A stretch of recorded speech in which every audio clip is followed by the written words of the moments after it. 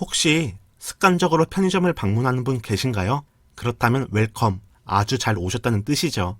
저는 한때 알바생보다 상품 위치를 잘 찾을 정도로 편의점을 정말 수시로 갔습니다. 아마 최다 방문 고객 상이 있었으면 제가 받았을 것 같아요. 거짓말 조금 보태면요. 어쨌거나 출근길에는 항상 우유나 빵이, 퇴근길에는 군것질류를 한가득 구매했었죠. 그런 기분 있잖아요.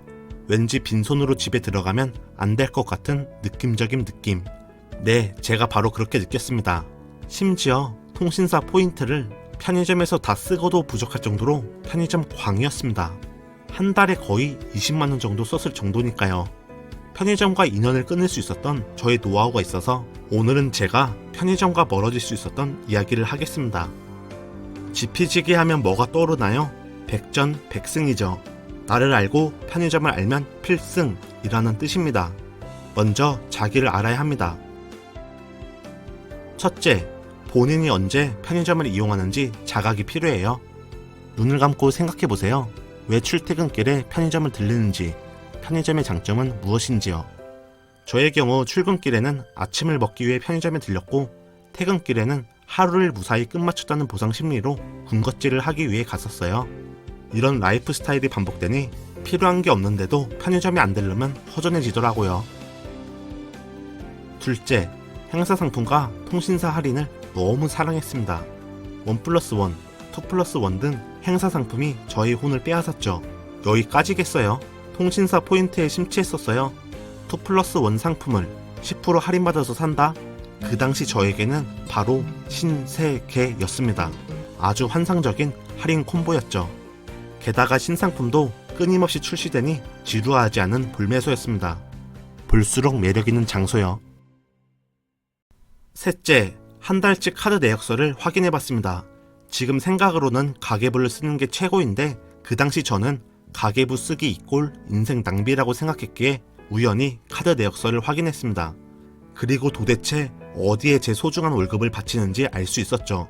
집 근처에 GS25가 있었는데 상당수 내역이 GS25더라고요. 매일 몇천 원씩 쓰는 건 티끌이라 생각했는데 한 달에 무려 20만 원이 넘었습니다.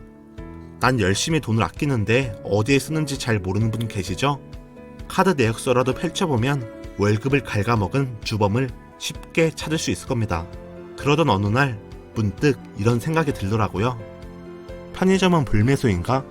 과연 이게 합리적인 지출인가? 나는 누구? 여긴 어디? 그렇게 야광이와 야광이가 마주하니 중립적인 시각으로 편의점은 과연 나에게 이롭기만 한가?에 대해 답을 찾을 수 있었습니다. 이제 편의점을 알아보겠습니다. 첫째, 행사 상품도 다 이유가 있을 겁니다. 일단 GS25, CU 같은 곳은 영리를 추구하는 기업입니다. 그런데 거기서 1+1, 2+1을 한다는 것은 다 이유가 있다는 거죠. 즉, 행사를 하는 상품은 매출이 낮거나 밀고 싶은 아이템일 겁니다. 바나나 우유가 1+1 하는 거 봤나요? 그럼 오란다는요? 왜 하필 오란다냐고요? 제가 좋아하니까요. 둘째, 통신사 포인트 할인 과연 좋기만 할까요? 통신사 포인트는 정말 꿀같은 혜택이라 생각하실 텐데 저는 양날의 칼이라고 생각합니다.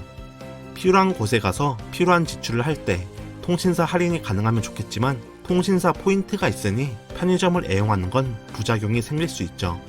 무슨 말인지 이해가 가시나요? 통신사 포인트를 사용하기 위해 편의점을 가는 게 아니라 편의점에 간 김에 통신사 할인 혜택을 받아야 한다는 겁니다. 만약 이러한 생각을 놓친다면 겉으로는 스마트하게 지출한 것처럼 보이지만 속으로는 돈이 스물스물 새어나갈 것입니다. 셋째, 인터넷에서 구매하는 게 제일 쌉니다. 편의점에서 1,000원에 판매하는 것을 온라인으로 주문하면 절반 이상 저렴하더라고요. 물론 하나의 상품을 상당수 사게 되니 좀 질릴 수가 있습니다. 그러면 여러 종류의 식사 대용을 구매하면 되죠. 유통기한이 짧아서 현실성이 없다고요? 저의 경우 일반 우유 대신 멸균 우유를 선택하는 등 변화를 주었습니다. 그리고 온라인 쇼핑은 롱테일 법칙의 대표적인 케이스죠. 경험을 파는 등 특이한 케이스가 아니라면 오프라인은 온라인보다 가격 경쟁력에서 우위를 점하기 힘듭니다. 고정 임대료와 인건비가 들어가기 때문이죠. 어떠세요? 본인이 왜 편의점을 가는지와 편의점은 과연 우리에게 이로우기만 한지 알아봤습니다. 편의점을 끊고 싶은데 아직 동기부여가 안 된다고요? 마지막으로 팁 하나 드리겠습니다. 편의점을 자주 가는 것도 결국 습관인 것 같아요. 제가 나쁜 습관을 끊었던 예로 흡연과 편의점 가는 거였는데요. 그때 저는 라이프 스타일에 변화를 줬습니다. 예를 들어 출근길 동선을 바꾼다든지 듣고 있는 노래의 장르를 변경하는 등 평소보다 변화를 주려고 했죠.